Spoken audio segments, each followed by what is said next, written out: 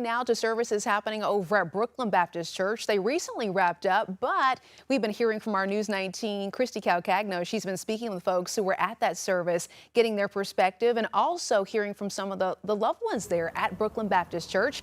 Christy, thanks for joining us right now. What is your latest update from, again, Brookland Baptist Church, where services have recently wrapped up? That's right, Erica. Yeah, good evening. So it was supposed to wrap up at 6 o'clock, but I can confirm the family is still inside that church here behind me, Brookland Baptist Church. I know that because they arrived over at a caravan, which is over onto my right. That's where a lot of the family, as you can see, they are going to be parked out there, and that's where they arrived a couple of hours ago.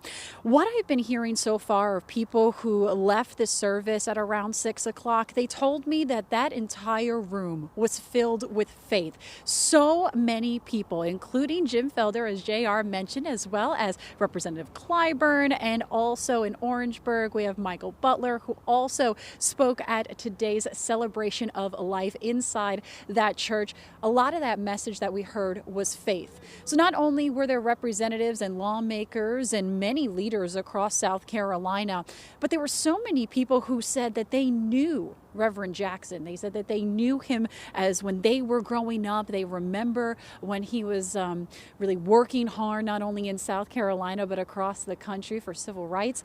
And then there were children. Here's a soundbite from I had the opportunity talking to a 7-year-old girl named Isabella and her mom about why she came out here today. The legacy of Jesse Jackson is beyond words. She's 7. She is going to today feel the impact of all the efforts and all of the time and just all of the work he's put into building up the African American community, creating opportunities for children like her. Definitely some powerful stuff from that mother there, and even Isabella there at only 7 years old. She was understanding, I am going to a funeral to pay my respects. Again, at 7 years old, she knew what a historic moment that was here for not only South Carolina, Brookland Baptist Church, but of course across the country.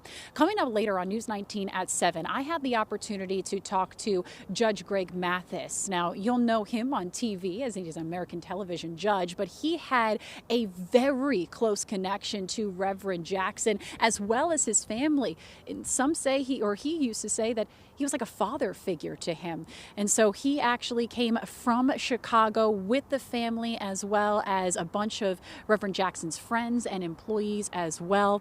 And so they were able to come together from Chicago. So I'm going to have more from him and why he wanted to travel down with the family coming up later on News 19 at 7. I'll send it back over to you, Erica, in the studio reporting live here in West Columbia. I'm Christy Calcagno. Oh, Christy, thank you so much.